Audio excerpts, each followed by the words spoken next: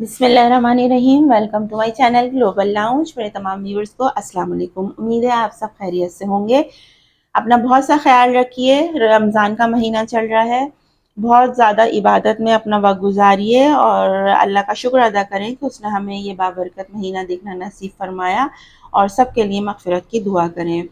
ایمان کے شعبے سے ریلیٹڈ آپ کے لیے ہم نے ایک پیراگراف جو ٹاپک تھا وہ آپ کے لیے ہم نے پچھلی ویڈیو میں آپ کے ساتھ شیئر کیا تھا۔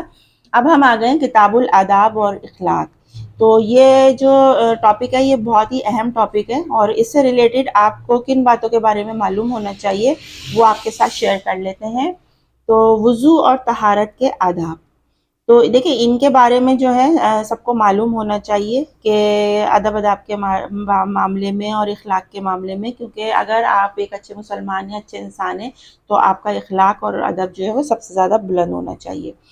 تو وضو اور طہارت کے ادب میں تازہ وضو کا ثواب زیادہ ہے۔ اگر آپ نے وضو ایک نماز کے لیے بنایا ہے فرض کریں، اور دوسری اذان کا وقت ہو گیا اور آپ کا وضو ہے، تو آپ بے شک اس سے نماز ادا کر سکتے ہیں، لیکن اگر کچھ وقت گزر گیا ہے تو بہت بہترین ہے کہ اگر آپ نماز کے لیے دوبارہ ارادہ کر رہے ہیں تو فریش وضو بنائیے، اس کا بہت زیادہ ثواب ہے۔ تو کوشش کریں کہ نیا اور تازہ وضو بنائیں۔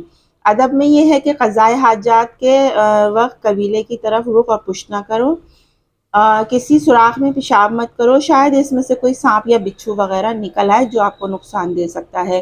جہاں غسل کرنا ہو وہاں پیشاب مت کرو، ہمیشہ غسل پاک صاف جگہ پر کیجیے، گندی اور ناپاک جگہ پر نہ کیجیے۔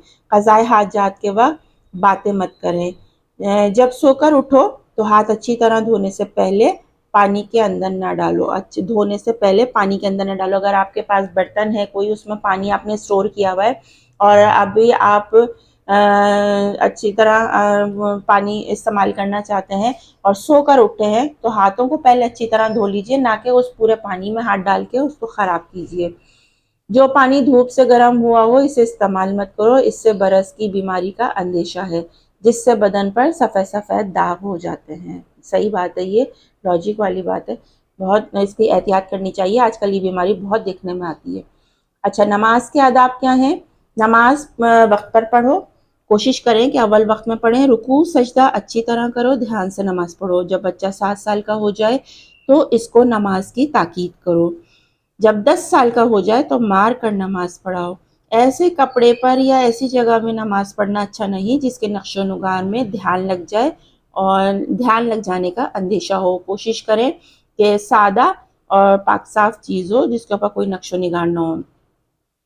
فرض پڑھ کر بہتر ہے کہ اس جگہ سے ہٹ کر سنت اور نوافل پڑھو۔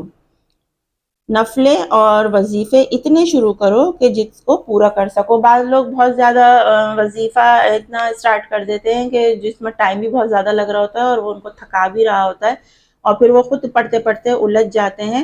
تو کوشش کریں، میں ہمیشہ کہتی ہوں کہ اپنی لائف میں چھوٹے چھوٹے وظائف کو اور چھوٹی چھوٹی تسبیحات کو شامل کریں، اور ان کو پڑھنے میں زیادہ ٹائم بھی نہیں لگتا ہے، اور آپ بڑی خوشی سے ان کو پڑھ سکتے ہیں اور بڑے دھیان لگا کے۔ اور اتنی نفلیں مانیں جتنی آپ پڑھ سکیں، جتنی آپ میں اندر طاقت ہے۔ ضرورت سے زیادہ مانگ کے اور پھر ان کو بعد میں آپ کو یہ گمان ہو کہ یہ میں نہیں کر سکوں گا، تو ایسا کوئی کام نہ کریں۔ زکوٰۃ اور صدقات کے آداب میں زکوٰۃ اور صدقہ جہاں تک ہو سکے ایسے لوگوں کو دیے جائیں جو مانگتے نہیں، خودداری کے ساتھ گھروں میں بیٹھے رہتے ہیں۔ خیرات میں تھوڑی چیز دینے سے مت شرماؤ، جو توفیق ہو دے دو۔ کوشش کریں آپ کے پاس جو بھی چیز ہے اویلیبل، آپ خیرات میں دینا چاہتے ہیں تو اس میں شرم مت کیجیے، دے دیجیے، اول وقت میں دے دیجیے۔ نیکی جتنی جلدی آپ کے ہاتھوں سے ہو جائے وہی بہتر ہے۔ نیکی کرنے میں کبھی بھی دیر نہیں کرے۔ اپنے رشتہ داروں کو دینے سے دوہرا اجر و ثواب ملتا ہے۔ ایک خیرات کا دوسرا رشتہ دار سے احسان کرنے کا، ایک خیرات کا دوسرے رشتہ دار سے احسان کرنے کا۔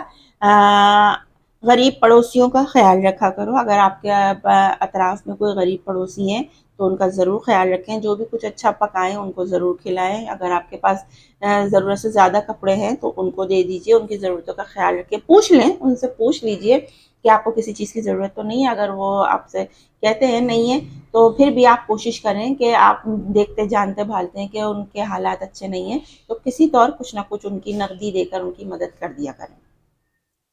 قرآن مجید کی تلاوت کے آداب ہیں۔ اگر قرآن پاک تلاوت اچھی طرح نہ کر سکو تو گھبرا کر مت چھوڑو. اگر آپ کو لگتا ہے کہ آپ بہت اچھی تجوید کے ساتھ بہت زیادہ بہترین ادائیگی نہیں کر پا رہے ہیں تو اس میں آپ کو گھبرا کر اس کو پڑھنا نہیں چھوڑنا ہے، پڑھنا ہے. پڑھتے جاؤ، ایسے شخص کو دوہرا اجر و ثواب ملتا ہے.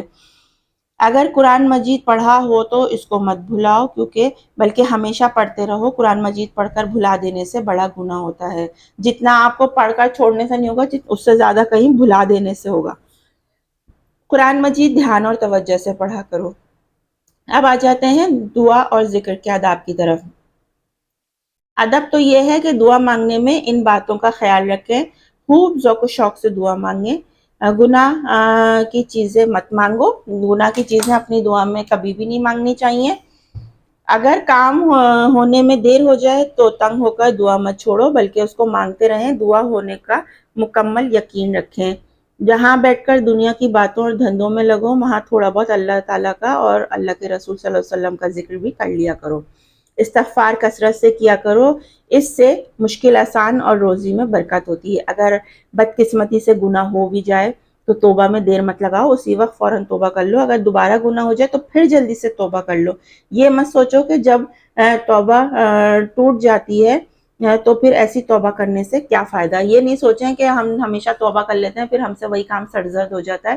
تو ایسا مت سوچیے گا. اگر آپ نے آج توبہ کوئی غلطی کر لی ہے، کوئی گناہ کر لیا ہے تو اس کی فوراً سے فوراً توبہ کریں. پھر کر لیا ہے پھر توبہ کر لیں. پھر جتنی بار آپ سے وہ گناہ اگر سرزد ہو جاتا ہے اس کو توبہ کریے. توبہ کرنے میں کبھی دیر نہیں کریں. اللہ بڑا غفور الرحیم ہے، معاف کرنے والا ہے.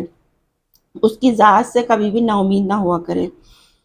استغفار کثرت سے کیا کرو، اس سے مشکل آسان ہوتی ہے اور روزی میں برکت ہوتی ہے. اچھا جناب، اب آ گئے ہم کھانے پینے کے آداب کی طرف. بسم اللہ الرحمن الرحیم پڑھ کر کھانا شروع کرو. دائیں ہاتھ سے کھاؤ اور اپنے سامنے سے کھاؤ. البتہ اگر برتن میں کئی قسم کی چیزیں ہوں تو جس چیز کو دل چاہے اس طرف سے چاہو تو اٹھا لو. کھانے کے بعد انگلیاں چاٹ لیا کرو اور برتن میں اگر تھوڑا سا سالن رہ جائے تو اس کو بھی صاف کر لیا کرو. لقمہ ہاتھ سے گر جائے تو اگر دل چاہے تو اس کو اٹھا کر صاف کر کے کھا لو. اگر آپ کا دل چاہتا ہے، آپ کو لگتا ہے کہ جہاں گرا ہے وہ اتنی گندی جگہ نہیں ہے، آپ صاف ستھری جگہ ہے وہاں سے اٹھا کے صاف کر کے کوئی چیز کھا سکتے ہیں تو ضرور کھائیے. خربوزے کی قاشیں ہوں یا کھجور اور انگور کے دانے یا مٹھائی کی ڈلیاں ہوں تو ایک ایک اٹھاؤ، دو مت لو. صبر و تحمل سے اور تسلی سے اٹھا کے کھائیے. کہیں نہیں بھاگا جا رہا. جتنا رزق آپ کے حصے میں لکھ دیا گیا ہے اتنا ہی آپ کو ملے گا، نہ کم نہ زیادہ. اگر کوئی بدبودار چیز کھائی ہے جیسے کچی پیاز وغیرہ، لہسن وغیرہ کا استعمال ہو تو محفل میں جانے سے پہلے منہ دانتوں کو اچھی طرح صاف کر لینا چاہیے تاکہ منہ میں بو نہ رہے اور آپ کے جو ساتھ والے ہیں ان کو پیاز کی بو نہ آئے. کھانے کے بعد اللہ کا شکر ادا کریں، لازمی کریں. کھانے سے پہلے اور کھانے کے بعد ہاتھ دھو لو اور کلی بھی کر لو. زیادہ گرم کھانا نہیں کھائیں. مہمانوں کا اکرام کرو. اگر مہمان بن جاؤ تو اتنا مت ٹھہرو کہ دوسرے کو بوجھ محسوس ہونے لگے اور وہ آپ سے پریشان ہونے لگے.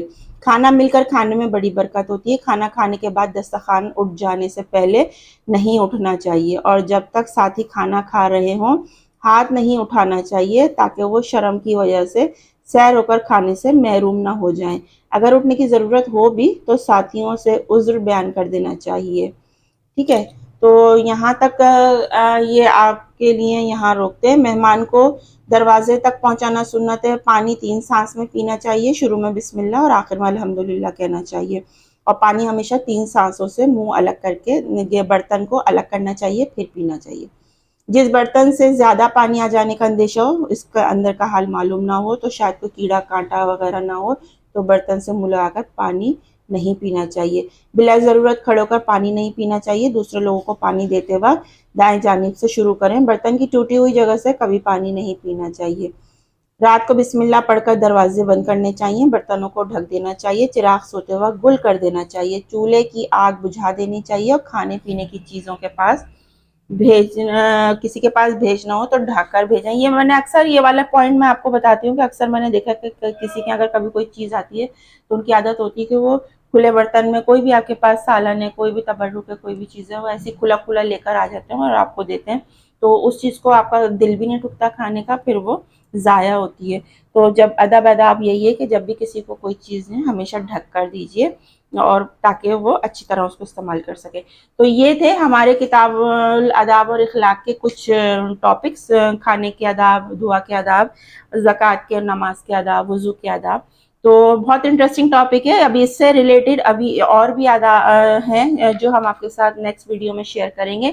تو کیا کیا اچھی باتیں آپ کو معلوم ہونی چاہیے، اس ویڈیو کے ساتھ جڑے رہیے گا اور اپنا بہت سا خیال رکھیے گا. سائمہ خان کو اجازت دیجیے. اللہ حافظ.